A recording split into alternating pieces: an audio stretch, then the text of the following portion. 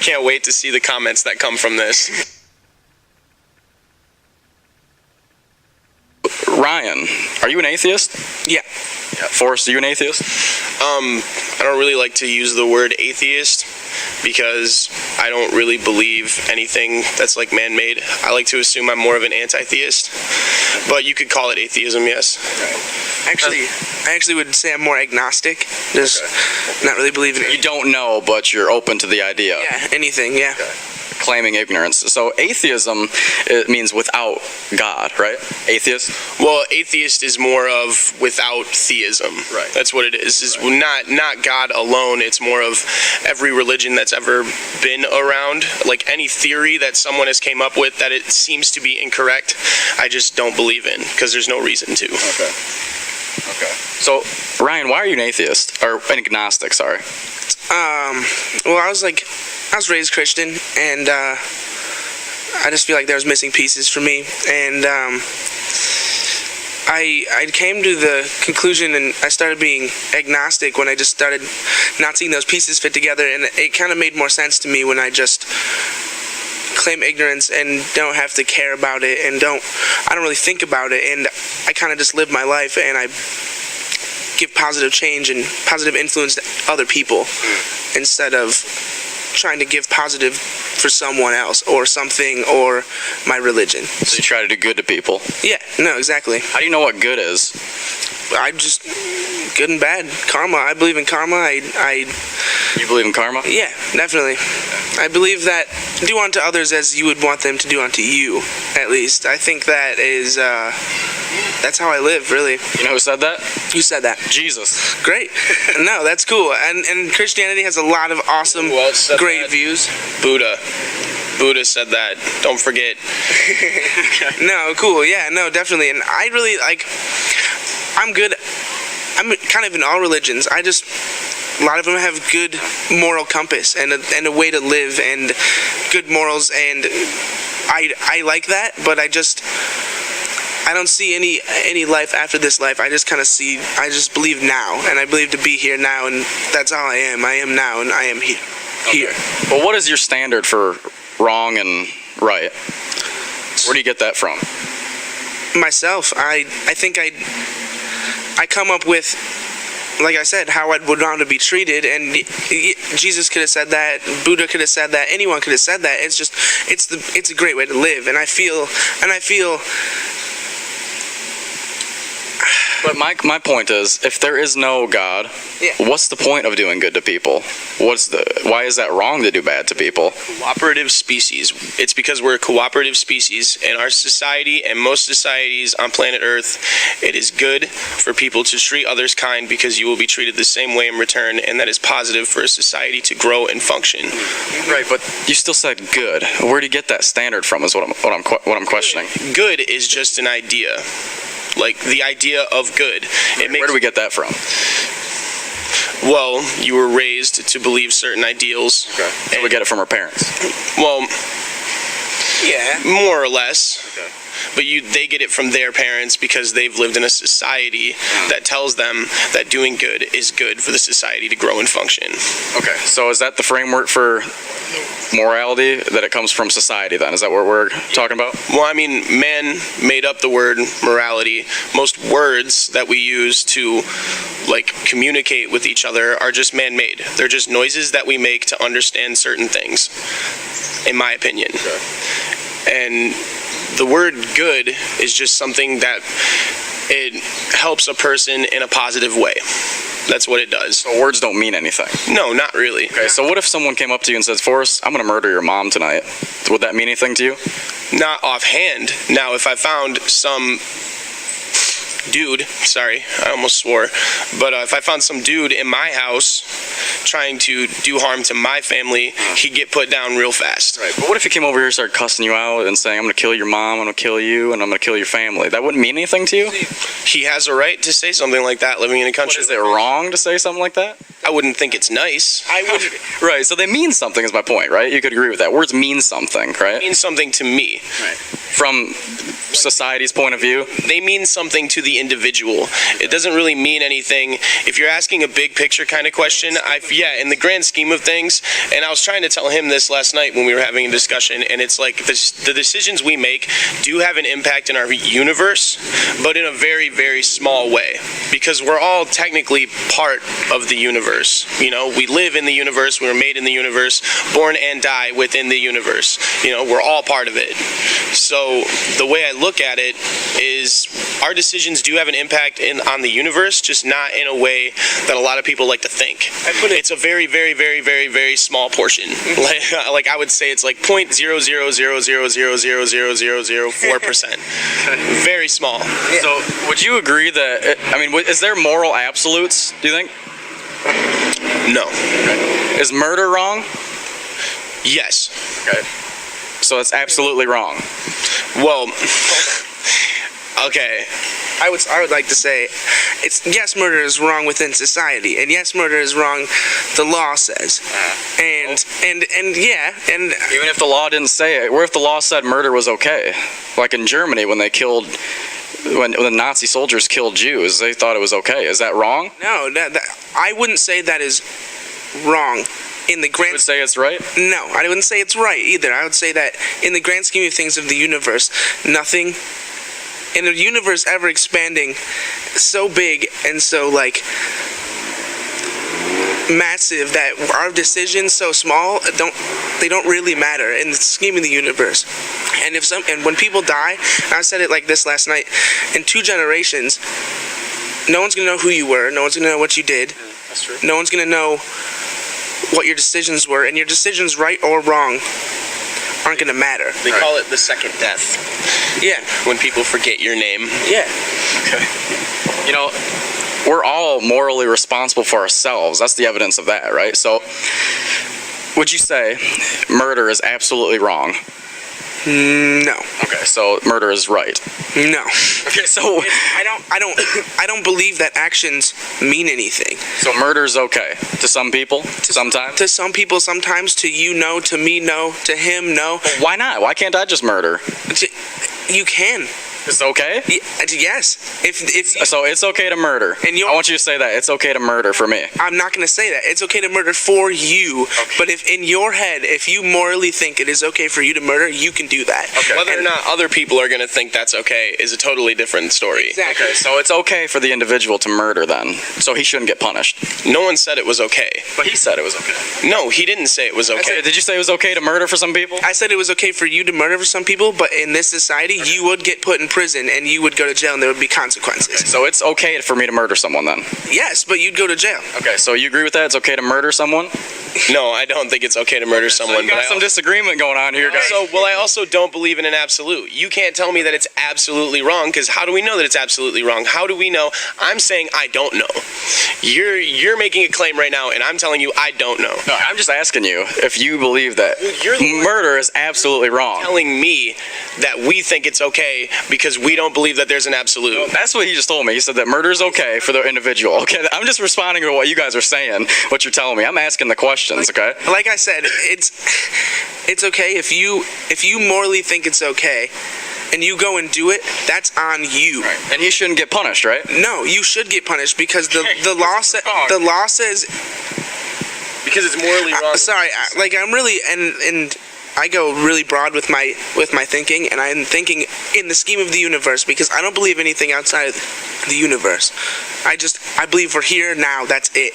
And if you did that, the action would have been taken, and that person would be gone. You would be here.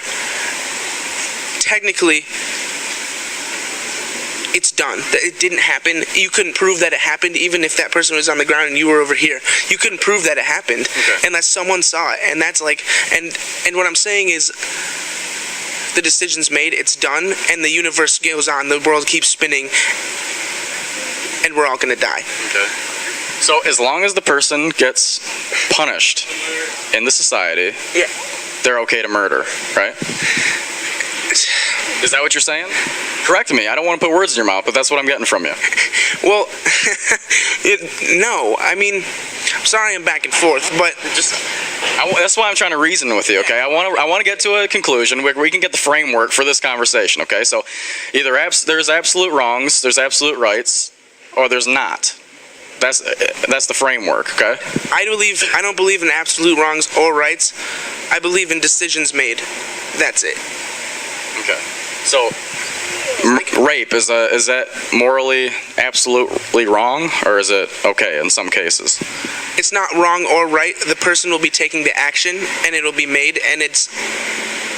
You know what I'm saying? If there's repercussions, yes. So if he gets away... For every action, there's an equal and opposite reaction. So if he gets away, he has fun raping this woman, he gets away, he moves to Mexico, gets a nice big mansion in Mexico, and he lives really good the rest of his life. Is that okay?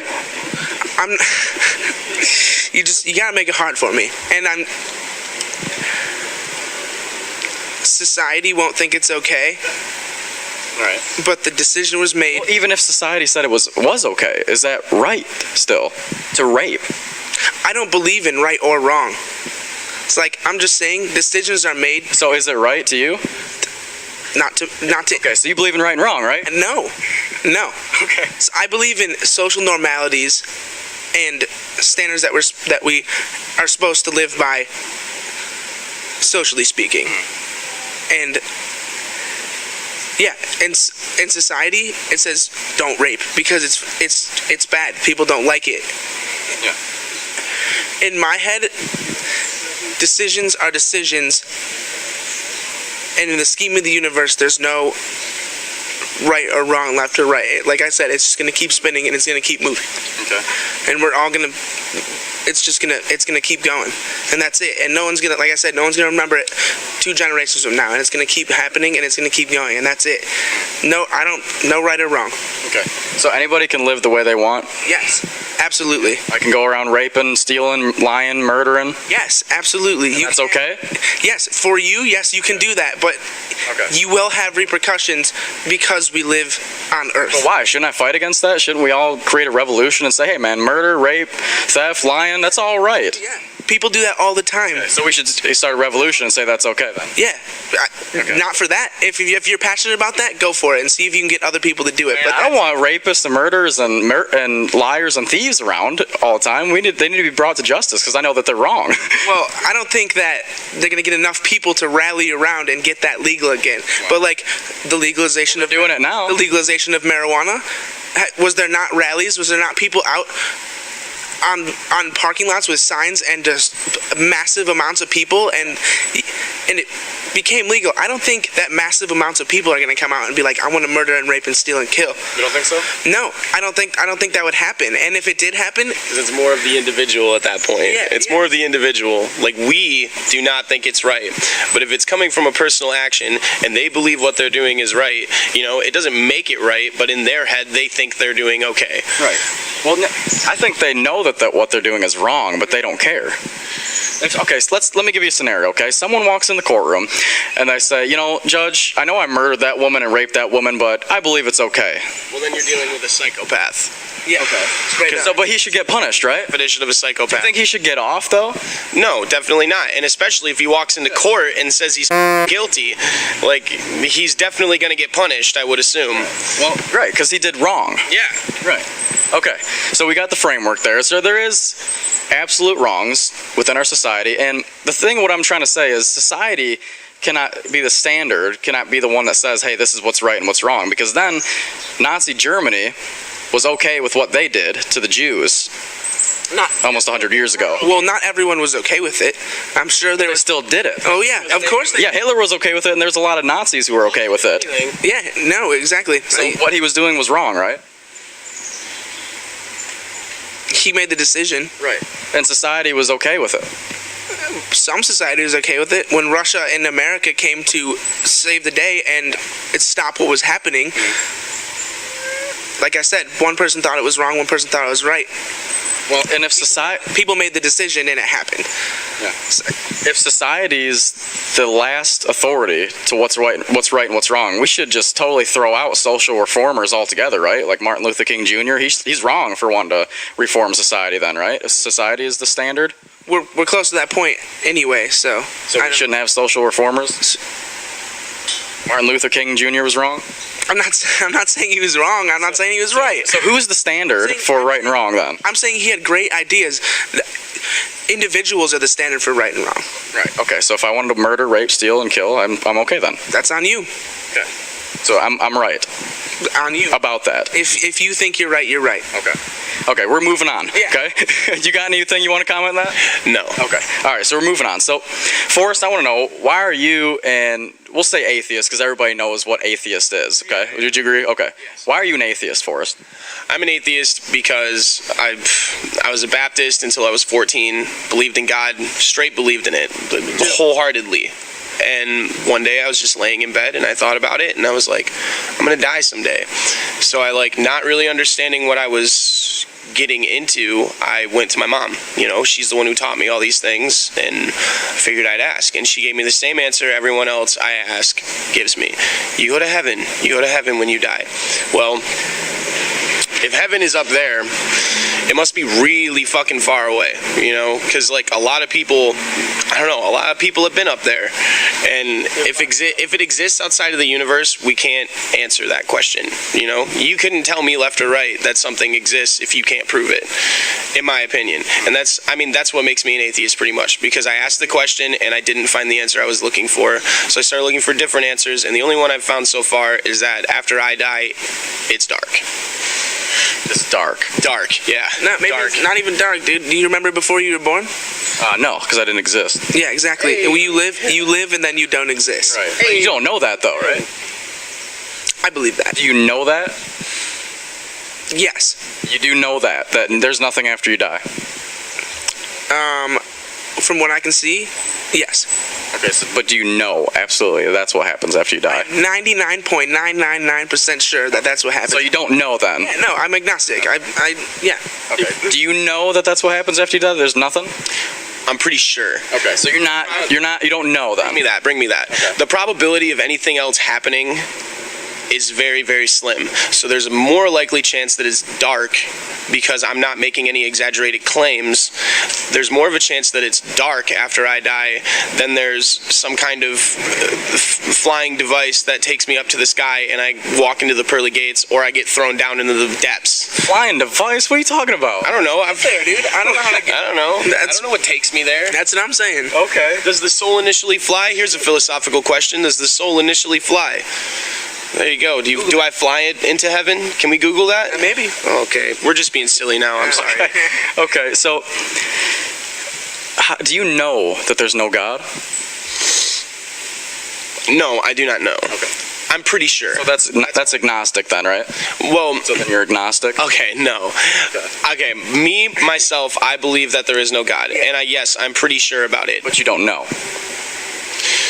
If you can find me physical evidence to debate the contrary, I'd love to hear it. Sure. But I'm just trying to say, you're not an atheist then, you're agnostic. You're claiming ignorance, you don't know, right? Well, I mean, that's still atheism. That's still Atheism says there is no God. That's what their claim is. No. Atheism is not believing in anything. Right. That's atheism. I don't believe. I don't believe, and until you find me evidence to believe the claim that you're making, I'm an atheist. I agree. Because I don't believe. No, agnostic says the claiming ignorance. That's what the definition of agnostic is, okay? It's I don't know. But atheism says this is the truth, there is no God. No, that's not true at all. That's not true at all. You can float around and read definitions, and atheism is also claiming ignorance, just a little bit more sure. That's pretty much what it is. Because agnostic doesn't tell people that they're wrong. Agnostic claims that it's not that they don't believe, it's that they're, yeah, exactly. It, like, they'd believe it if you gave them a little bit more evidence.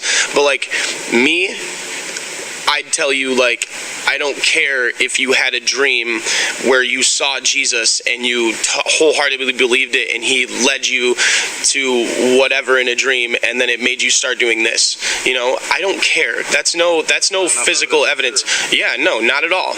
I agree with you. Which is why, some agnostics, you could tell them something like that and they're like, oh my God, because they're all spiritual and stuff. That's the thing about agnostics, is they're still spiritual. I'm not a spiritual person. I will say that. I'm not. I believe in the physical world around me. I do not believe there's a supernatural, which is atheist. So if you got evidence that there was a God, you'd want to hear it. If you found liable evidence that there's a God. What about logic and reason? Would you want to? Are you logical? I like to assume I'm logical. Yes. Reasonable? Yeah. Okay. Would you, if you got some evidence, because you're open-minded, you're agnostic, you would take the evidence, right? Yeah, no, I would. Okay. So what if I could prove to you that there's a creator?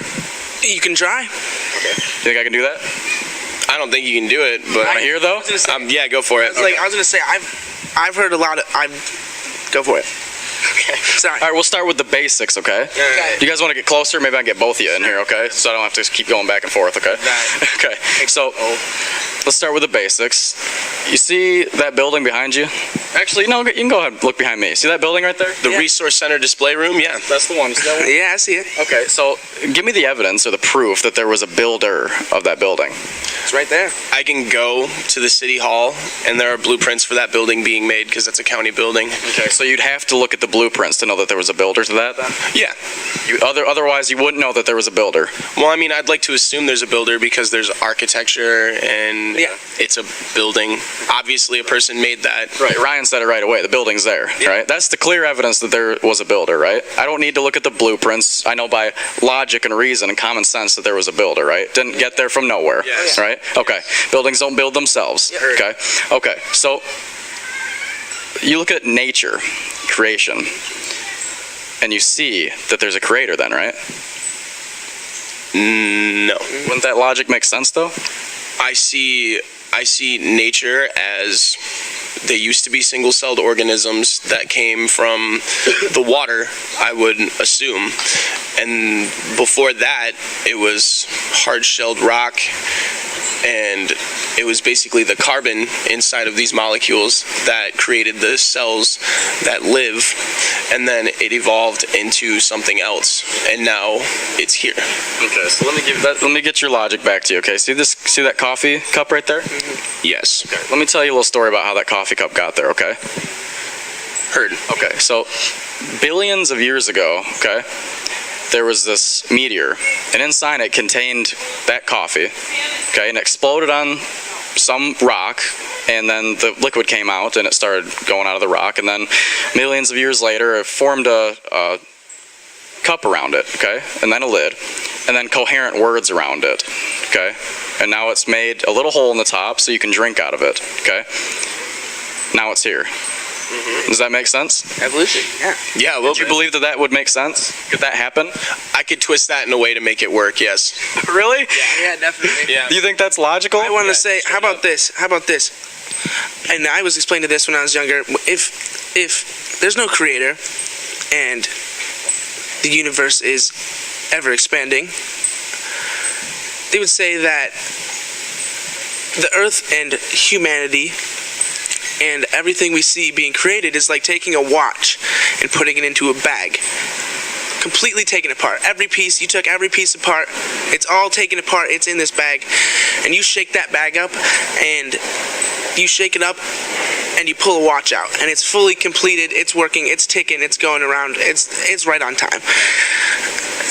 But is that possible? In a universe ever expanding and eternal, with given infinite time and infinite numbers and possibilities, if you shake that bag up long enough and it just keeps going forever, it eventually will come together as a watch. You know, the screws going in the thread too. That would happen. Absolutely. If with and you know the chances of that happening. Yes, the chances given eternal time and eternal possibility, which means it has every chance to work. Every single chance possible to work, at least one time. Okay. So are you familiar with the scientific method? Yes. Okay. It's the collection of data through observation and experimentation, right? That's how they prove something scientific, that it's either observed or it's tested, right? So is that a theory? Is that faith, or is that a fact that evolution, that's how it happened? It's a... Is it fact or faith? I would say it's observation. I'd say... So it's fact? Yes. Yeah, Yes, yeah. say evolution is a fact? I wholeheartedly believe that we have enough evidence to say that evolution happened. Darwinian evolution happened. Yes, absolutely. Look at hummingbirds. Okay, can you give me any observable evidence of Darwinian evolution? Yeah. Well, I mean, we're a perfect example. Okay. How's that? Well, going back through Darwinian evolution, there was Well, going back when? well, I mean, not too far, probably a couple 100,000 years. I can't do that. Oh. I can't observe that. Okay. Well, How can you... Well, I mean, coming to this point, then, we have opposable thumbs. Lots of animals do not. Yeah. We have eyes that see color and allow us to be in constant observation of the world around us. We can feel things. We have sensories where we can feel stuff. All of these are signs of Darwinian evolution. How's that? That's just cool. How's that?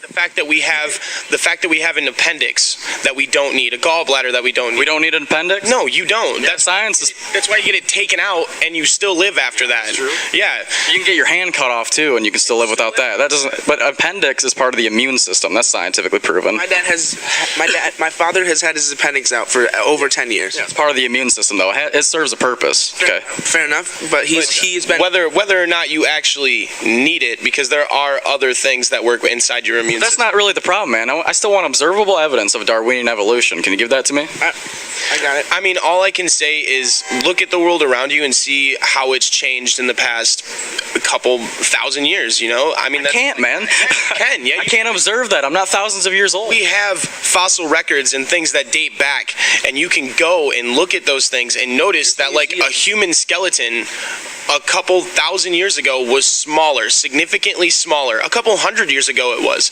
Did you know in the 1800s they made beds that were no taller than 5 feet? Abraham Lincoln, the president, was one of the tallest people around. You know, like, people back in the day, they were smaller. We've gotten taller over time. That's a change that's happened over the past couple hundred of years that you can observe and see it actually happened.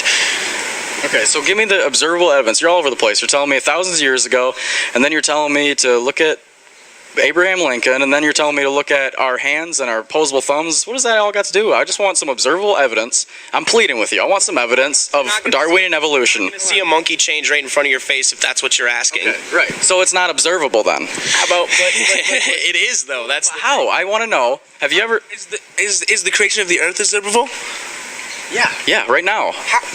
Did you see God come down and all 7 days create the earth with his 2 hands? No, I don't have to. That's just logic and reason. But I'm saying this is sure. It's faith. It's faith. I'm agreeing with you. You know what? But hey, let me tell you real quick. Okay, the Bible says that when God created everything, it was finished. Okay, the birds, the sun, the moon, the stars, the plants, the animals, everything was finished. Okay, nothing had to evolve. It was just finished. Okay, and that can be observed right now. Everything's finished. You don't see dogs having 3 legs and they're trying to evolve their 4th leg. And you see things evolving out of nothing. It doesn't happen. You see everything's finished, right?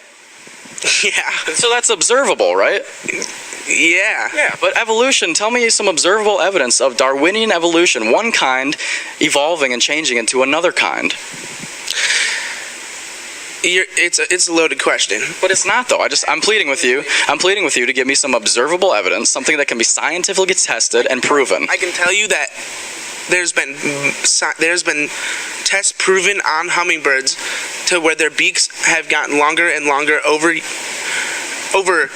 a lifetime, a span of our lifetime. Their beaks have gotten longer to evolve to be able to drink out of different flowers, and the area of the world that they live in.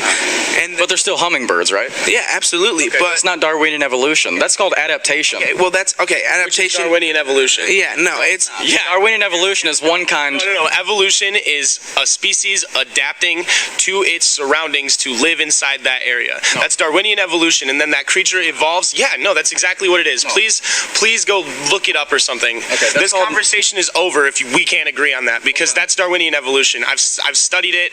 I've researched it. I've watched videos on it, college lectures. Like, that's Darwinian evolution, is a species adapting to its area and then lives in that area for a long time, and its adaptation becomes permanent. Yeah. Science Daily says that this is Darwinian evolution, that a monkey can evolve into a man and birds into reptiles and other species or other kinds into another kind.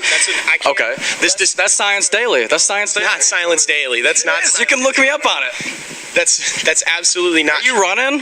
Yeah, I'm running. I can't do this. you want to call it running? I mean, like, no, I'm not gonna run. I'm gonna say That's just absolutely. so. If you want to, I'll tell you, Forrest. It's called natural selection or adaptation. That's what that's called, and that's called microevolution, right? No, that's Darwinian evolution. No, Darwinian evolution is macroevolution. Okay, it's one kind evolving into another. Okay, that's what Darwinian evolution is. macroevolution is microevolution on a larger scale. I believe in microevolution. That's scientific. Okay, that's called adaptation. And what I'm saying is, observable evidence for Darwinian evolution is not proven.